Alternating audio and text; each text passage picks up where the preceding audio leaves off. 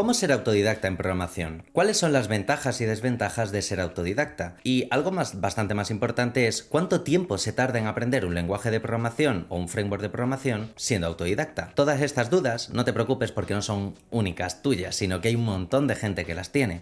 Yo soy Eduardo Fierro, profesor y programador desde hace más de 9 años, casi 10 ya, y voy a explicarte cuál es el proceso de estudio, cuáles son las fases por las cuales pasa la mente y todo lo que debes de saber para poder ser autodidacta y que tengas una forma única de estudiar.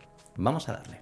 ¿Qué es ser autodidacta? Ser autodidacta es ser capaz de aprender algo sin necesidad de ningún tipo de apoyo. Por ejemplo, con un vídeo, ya sea en YouTube, ya sea en un curso en doméstica, de aprender una serie de lenguajes, en este caso. Es decir, soy capaz de aprender HTML o soy capaz de aprender React sin necesidad de un profesor, de alguien que me lo vaya enseñando. Y esto es bueno y es malo, pero hay ciertos puntos que debemos de tener en cuenta. Por lo tanto, la segunda pregunta sería: ¿cómo ser autodidacta en programación? Ser autodidacta en la programación significa poder aprender lenguajes, frameworks o cualquier necesidad que tenga la empresa en la cual trabajamos o nosotros mismos para poder ejecutar un proyecto. Lo que me lleva a la siguiente pregunta. ¿Qué es un autodidacta y cómo se forma? Para ser un autodidacta, y sobre todo en el punto y en el ámbito de programación, todos los ejemplos que voy a poner son en programación o en base a la programación, pero para poder ser un autodidacta y poder formarse es importante comprender cómo funciona la cabeza, cómo funciona la mente a la hora de estudiar. Y voy a definirte 4 fases esenciales. La primera fase es la fase de la comprensión. La segunda fase la denomino la fase de la toma de apuntes. La tercera fase es la práctica o catas. Y la cuarta fase es la asimilación. Vamos a comenzar con la primera fase. La primera fase en este caso es la comprensión. Pongámonos que nos cuentan algo, ya sea un vídeo de YouTube o ya sea un profesor. Lo que tenemos que hacer es comprender muy bien el objetivo, para qué me está contando eso que me está contando, cuál es el final y para qué me va a servir eso que me está contando. En el momento en el que ya hemos escuchado esa explicación inicial de para qué sirve algo, entonces llega la toma de apuntes. Es decir, que vuelva a repetir todo el proceso, que vuelva a repetir todo el speech, toda la teoría, pero ahora nosotros apuntamos, habiéndolo escuchado previamente, qué es lo importante y qué no es lo importante, o lo que nosotros consideramos que para nosotros mismos es importante. Si te fijas, muchas veces los apuntes que nosotros podemos pedir realmente no nos terminan de convencer, y no es que esos apuntes sean malos o sean buenos, sino que simplemente los apuntes que nosotros hemos hecho o que otra persona ha hecho, los ha hecho bajo su prisma, bajo su modo de comprensión. Por lo tanto, es importante que tomes tus propios apuntes, que no te quedes con los apuntes que dan o que te suelen dar, que son como los puntos básicos o los apuntes básicos que todo el mundo toma. Cuando ya has comprendido y has tomado o has hecho tu toma de apuntes, el siguiente punto es esencial. La práctica. Debes de repetir, debes de practicar, hacerlo una primera vez, hacerlo una segunda y hacerlo hasta 10 o 20 veces. Es decir, si aprendes, por ejemplo, Display Flex o cómo funciona el modo Flex dentro de CSS, deberías de repetírtelo unas 10 o 20 veces. Y te parecerá muy exagerado, pero te voy a decir que tampoco son muchas. Pero debes de repetir para llegar a la cuarta fase, es decir, la fase de asimilación de conceptos. Esto es algo esencial, este es el modo de estudio. Gracias a estos 4 módulos, a estas 4 formas, se pueden explicar un montón de tipos de alumnos. Por ejemplo, el alumno que todo el mundo dice, es que es un crack, es porque la fase de comprensión la pilla directamente. La fase de apuntes sabe cogerse sus propios apuntes. E incluso, si la fase de comprensión lo ha tenido perfecta, no hace falta ni siquiera que tome apuntes. Lo único que hace es repetir y empieza a practicar antes que el resto. Y además asimila el concepto mucho mejor antes que el resto. Por lo tanto, no te frustres si tardas mucho o hay algo que te cuesta bastante, porque suele ser algo bastante habitual y se resuelve comprendiendo bien primero, tomando bien apuntes, practicando mucho después y por último asimilando el concepto después de mucho repetir. Estas repeticiones en programación habitualmente se le tienden a denominar catas, y de hecho te voy a dejar abajo en la descripción una página para hacer catas, en este caso de JavaScript, que es un lenguaje que últimamente todo el mundo quiere aprender. Partiendo de esta base y teniendo en cuenta cómo funciona la mente, vámonos a la siguiente pregunta. ¿Cuánto tiempo se tarda en aprender a programar? Depende mucho del número de horas que le dediques y del nivel de comprensión, de apuntes y de práctica que le dediques. Por lo tanto, cuanto más practiques, menos tiempo vas a tardar. Cuanto menos practiques, más tiempo tardarás. Lo que te recomiendo es dedícate al 100% si lo quieres estudiar para trabajar en un futuro. Y si estás estudiando algún tipo de ingeniería o estás estudiando alguna FP y mientras con los cursitos de YouTube o de doméstica te van sirviendo, aprovecha todo eso que estás estudiando extra para aplicarlo y preguntarle de hecho también a los profesores que tengas en ese momento del máster o de la uni.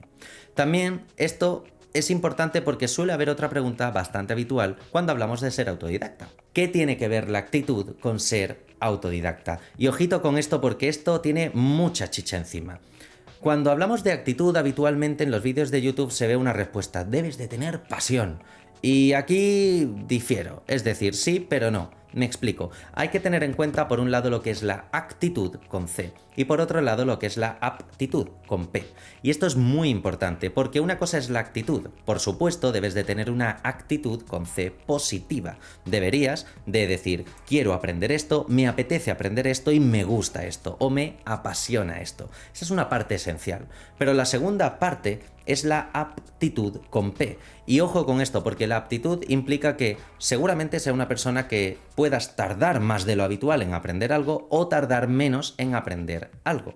Es muy importante que tengas en cuenta este concepto, que la actitud es muy importante, deberías de tener una actitud positiva, pero también deberías de tener una aptitud positiva, es decir, que deberías de practicar mucho para llegar a conseguir esas aptitudes de programación que se demandan en las empresas. Partiendo de esto, ahora vamos a ver qué ventajas y desventajas tiene ser autodidacta. Y es que si quiero ser autodidacta, pues debemos de tener en cuenta que hay múltiples ventajas y desventajas. Ventajas, por ejemplo, es que podemos aprender a nuestro ritmo, aunque ahora en el último punto os contaré exactamente cómo debería de ser ese ritmo, porque tampoco hay que relajarse. Podemos aprender a nuestro ritmo, podemos aprender lo que nosotros queramos. Otras ventajas que tiene también poder aprender de forma autodidacta es que puedes crearte o puedes terminar aprendiendo mucho.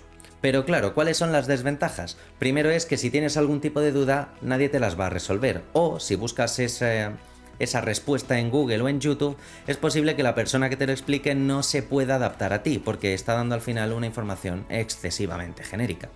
La segunda desventaja es la frustración. Cuando hablamos de actitud, es decir, de tener una actitud positiva y se nos genera frustración, esa actitud positiva se nos convierte en una actitud negativa. Yo no valgo para esto, no sirvo para esto me cuesta mucho, y es muy importante que trabajes esta pata de aquí, es decir, la actitud debería de intentar ser siempre positiva, y si en algún momento te da un bajón o tienes un bloqueo, te dejo un vídeo también aquí arriba y abajo en la descripción donde hablo sobre el bloqueo del programador y cuáles son las 4 fases o las 4 formas de desbloquearse.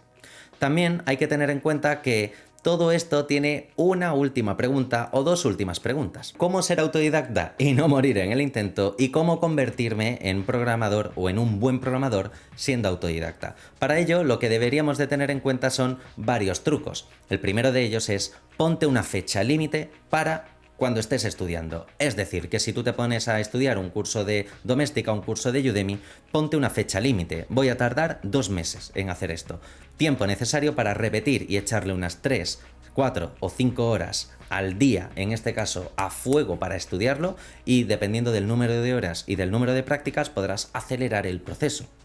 Por otro lado, otro consejo que te doy es que no solo pongas una fecha de terminar de estudiar, sino que además ten en cuenta que te tienes que colocar una serie de horas al día, todos los días de 9 a 2 o todos los días de 2 a 4. Es decir, colócate un horario y síguelo siempre, ten una rutina, porque la rutina es algo necesario para poder estudiar o para poder aprender. Pasa mucho, por ejemplo, cuando queremos hacer deporte. Si tienes una rutina de deporte, perfecto. Ahora, como el deporte no tengas una rutina y no sigas siempre lo que deberías de hacer, no te va a servir para nada. Pues el estudio es exactamente igual. Y algo muy importante que debemos de tener en cuenta es que concéntrate. Es decir, si estás estudiando y estás en tu casa y estás dentro de ese horario, piensa que estás en una escuela. No te levantes a por un café o digas: uy, necesito un poquito de descanso.